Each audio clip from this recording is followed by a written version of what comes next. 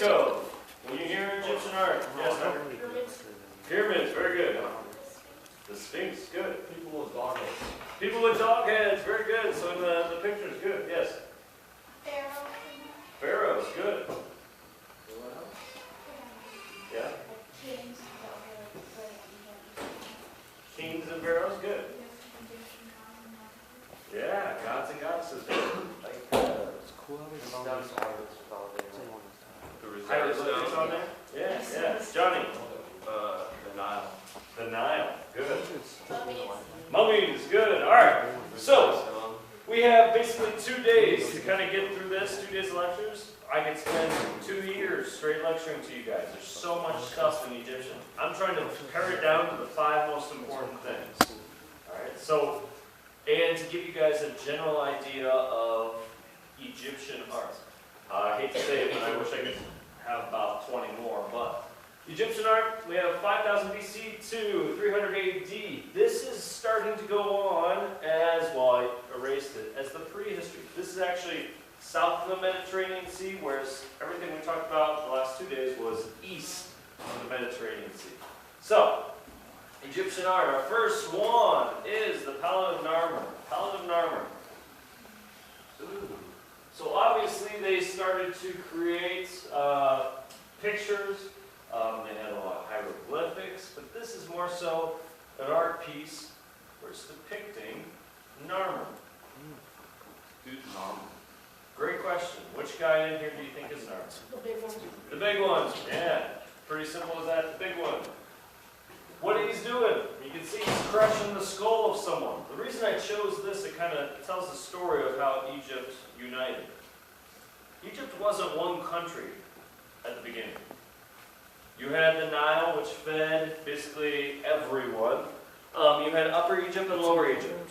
There's 2 different ones, and they fought each other all the time. Finally, Narmer was like, I'm just going to conquer everyone, and we're just going to unite. But finally, that's what happened. Narmer was the guy who came in. We can tell this too by, notice the lions there, in a way lions. Their heads are intertwined. It's signifying the Upper and Lower Egypt united. So this is kind of showing the political power of him. It's also showing history as well. So we see a lot of things documented in this palette. By the way, a palette is someone would hold and display here. So this was documenting basically what was going on before they had words.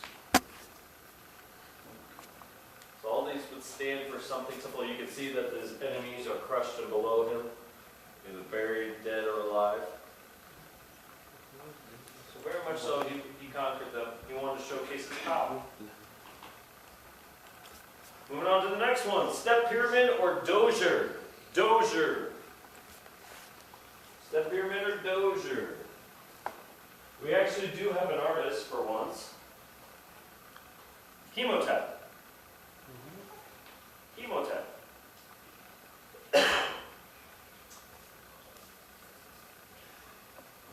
Chemotep.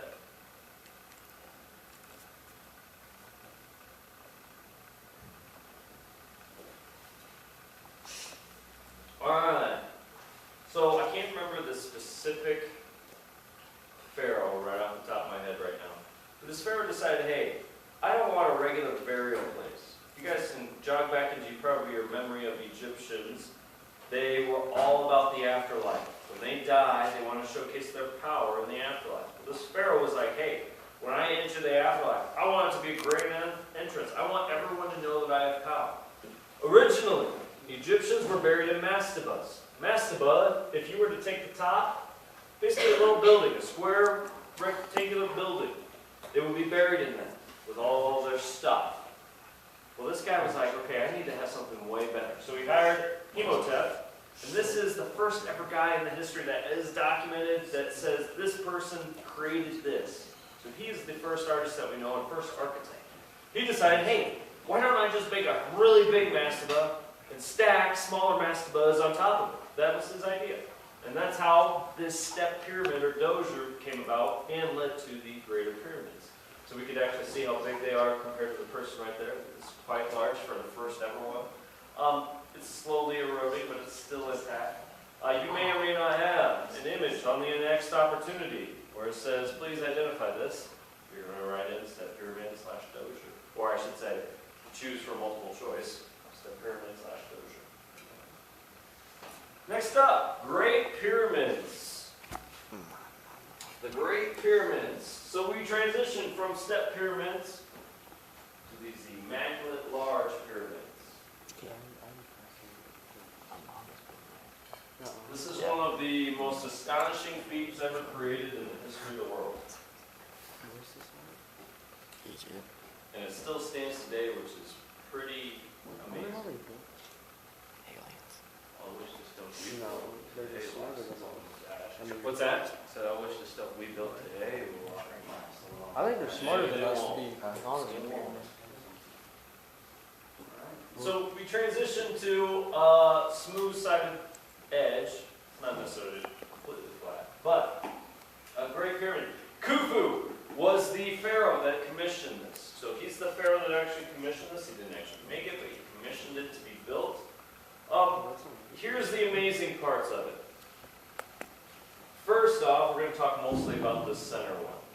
It looks rough and brown, but when they actually did this, they had limestone on the outside that was polished smooth. So when you actually looked at this when it was completed, it shone just white. Imagine the sun hitting that white limestone, just beacon of white light. So how powerful that had to have looked back then. Just massively powerful. It was created in 20 years. There's roughly 2.2 million blocks. Here's how it breaks down. Here's the amazing feat of this. Each block was about 2 tons. It's about 4,000 pounds. To do that correctly in that amount of time, they had to place a block perfectly every 5 minutes, day and night, for 20 years straight. Wow. Imagine that. 2-ton block, perfectly, every 5 minutes. It's insane to think about. How did they do it? There's a lot of speculation on exactly how they did it. I've seen a lot of different versions of these. I've seen where there is sand ramps all the way around the outside that they would put them up the ramps. Yeah, but it's too Big tall. aliens. I don't know. Some people think that the slaves they had created them. Some people think that it was truly the Egyptians that wanted to do this for their pharaoh. And they weren't slaves. But we still have a sense of power. With this, I want to throw this out at you. People think this is one of the most grander things. It is. But there was also thousands of people dying. I shouldn't say thousands, but probably quite a few people died in the process of this. Which is crazy to think about for one person. But Great Pyramids, actually I'll show you the inside. Which kind of how the inside looks. It's mostly solid. If you were to go in here, you think you're going to where it's supposed to go, you lean down here to the pit and you die. Alright. When you get killed, so the grave robbers, when you get all the gold. They actually sealed this by having someone seal it from the inside. And then they would go up here and they climb down this little air tube and then go back up. That's how they actually sealed it. These little dots are actually airways. They're actually pointed at certain stars when they're full lines. King's chamber, queen's chamber, airways, again, so they can breathe while they're in there. That's basically what it looks like in this. Mostly stone, but again, they filled this with their treasures to show how much power they had in the afterlife. If you can hear the theme, how much power they had. That's a big thing with the Egyptians and the afterlife. That's huge. We're going to do this tomorrow. What you going to do next? We need to take one of our last few big notes, which is form. So what you're going to do, flip to your next free page. When you divide this out, instead of doing 8 boxes, divide it in half. The top, create 4 boxes. The bottom, leave blank. So divide it in half. The top, you need 4 boxes. The bottom, you need open.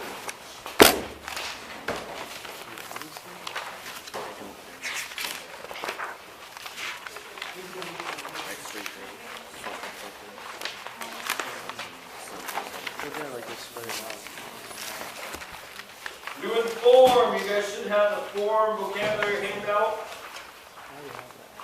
here is the definition that you're gonna write at the top as well. Form, an object having 3 dimensions, height, width, depth.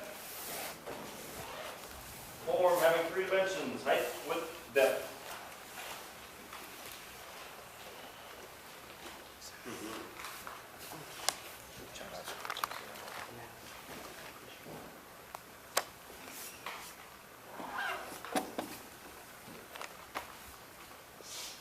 Height, width, depth.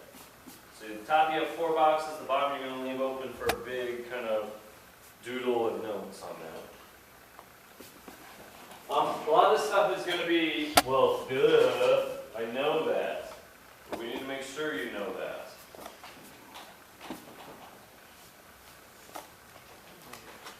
Is that in our first box? This is up top, like we usually do. If not, you can figure out room for it. First one, geometric forms. Geometric forms. We can talk about geometric shapes as the exact same thing, but in a 3-dimensional form. So geometric. These are more straight lines, and you can calculate them out using math. So there's straight lines and math. Straight line and math. I know, Gavin, we're getting through it. We're getting through there. We're almost there. Straight line and what? Straight lines, and you use math to figure them out. You can use math to easily figure these forms out. So for instance, we have quite a few of these, just examples. I mean, it's a trippy house, but we're building geometric forms on top of it. Again, some of these look very complicated, but we could figure these out using math. Or, they have a ton of straight lines, so we would classify them as geometric. Simple art pieces, forms. These are 2 different photos, by the way. Even buildings, we classify whether they're geometric or organic. Second box, which brings me to my next point. Organic. Talked about this already. Organic shapes. It could be organic forms. There may or may not be a point where I put up a bunch of images and you have to determine whether it's organic or geometric.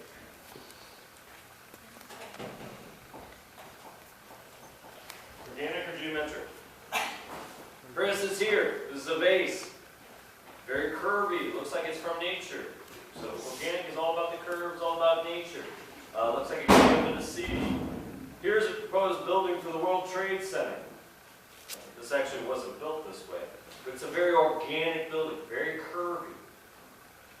Even just regular nature. These are forms, it's regular nature, it's very curvy. This is actually made out of ceramics, but it looks like it belongs underneath the sea or nature. It's very organic. Simple as that. Second box on the left, we have illustrated forms. So we have the illusion of forms. What are you?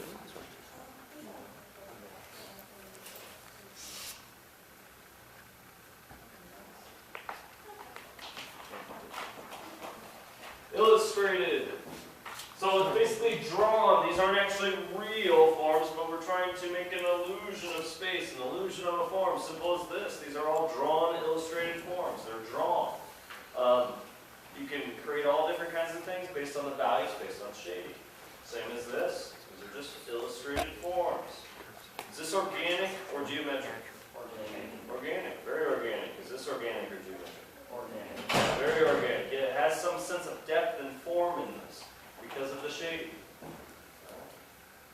Last small box. Constructed. So actually physically constructing a form. Yes, all these terms are very simple, but we need to make sure we understand them.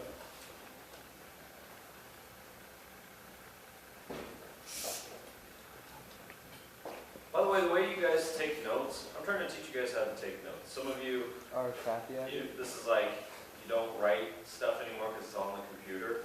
But I'm trying to get you guys to understand that when you guys go to college, most of the time it's just straight lecture. How to take notes, how to organize notes. This is how I'm hopefully helping you see a little bit about this. Constructed. You can make them. Is this organic or geometric? Organic. Very organic. It's a nice little layout. Organic or geometric? Organic. Very organic. It looks like a shell of some sort. Organic. Organic. Definitely geometric. Definitely geometric. Forms or different furniture that is made. Alright, so the last box. Don't draw this yet. We need to understand how to correctly shade a form. This is the more complicated version that I had to learn in college. So very much had to label this a bunch of times, especially on the face. I had where you draw a face and have to label about 100 different spots of this is the dark light, this is the heavy light, this is the reflective light, this is that. I'm not going to have you guys do that, but we need to know some of the basic ones. So, we're going to pare it down a little bit. We're actually missing one here, but on your handout, it actually has this. I want you to sketch this out, but first, before I do that, I want to show you something. All right. So, this is more of a dramatic effect so you can understand and see this. Yes, I'm sorry, this might be blinding some of you people. Okay. So, first one, light source. Simple as that. A really good drawing, you can understand where the light source is coming from. Where it directly hits, the highlight. Simple as that. The space next is called the midtones. I don't have that up here, but it is on your handout, and you're going to write that in, midtones. Next part is the shadow. Then you'll see that it goes to the core shadow. Is the core shadow directly on the edge of it?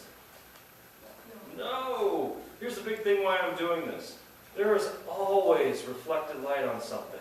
You guys see that? You guys see that for the most part? There's reflected light. Light bounces. It's a particle and a wave. It bounces, hits this, comes back up. For instance, you can turn into blue. If I just put blue down here, you guys kind of see how it's shifted? Especially over here. You guys can't really see. But it's all reflected light.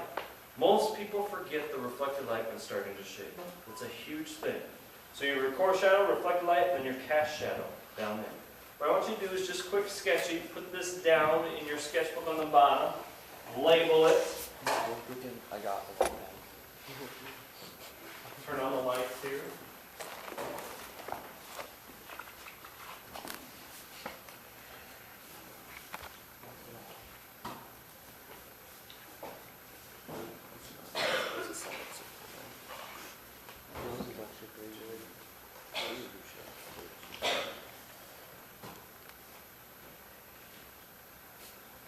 What we're going to learn the next couple of days is how to shade 3 basic forms. It's going to seem very simple, but if you can shade those 3 basic forms, you can shade anything.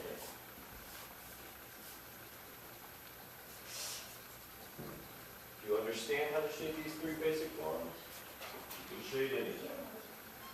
Oh, yes, I do.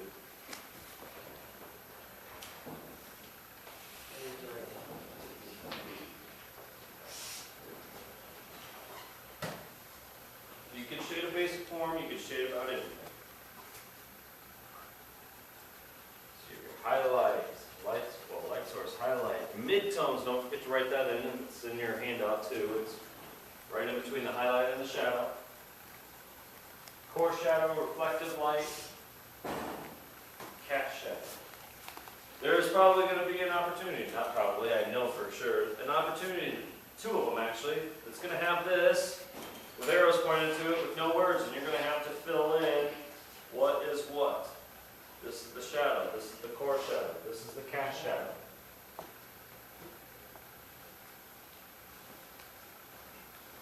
The reason I'm having you guys do this is so that when I come up to your drawings of a person or a dog or a cat, I can say, hey, do you see where the midtones are? You're too dark in your midtone.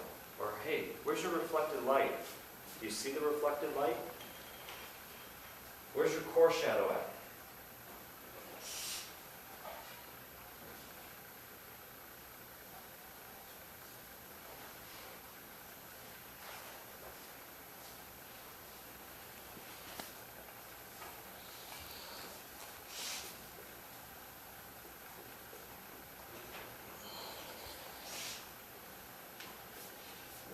And these don't have to be perfect at all, because you're actually going to do a perfect one here starting tomorrow.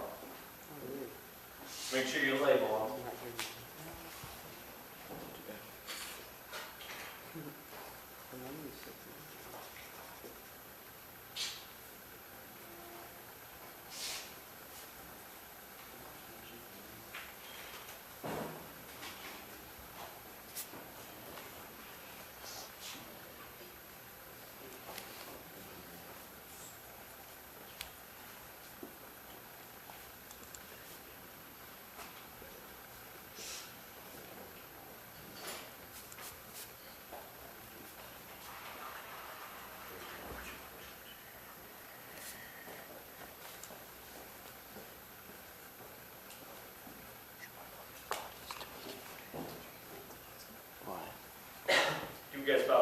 more seconds, and I'm gonna introduce the exercise for today. Tweak it, bro.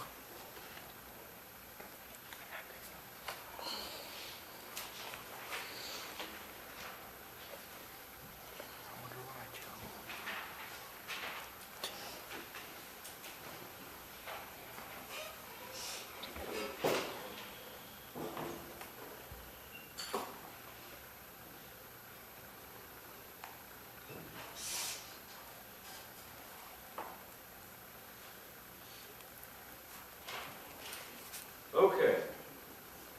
First form we're going to do today, I'm going to introduce the other two forms tomorrow. We're going to do a simple cube. Okay. A cube. When you shade a cube, you can understand how to shade cheekbones. You can understand actually how to shade a bent hand with fingers. These are actually just small cubes when you shade them. Different aspects of the face. You can understand this. You can shade that correctly.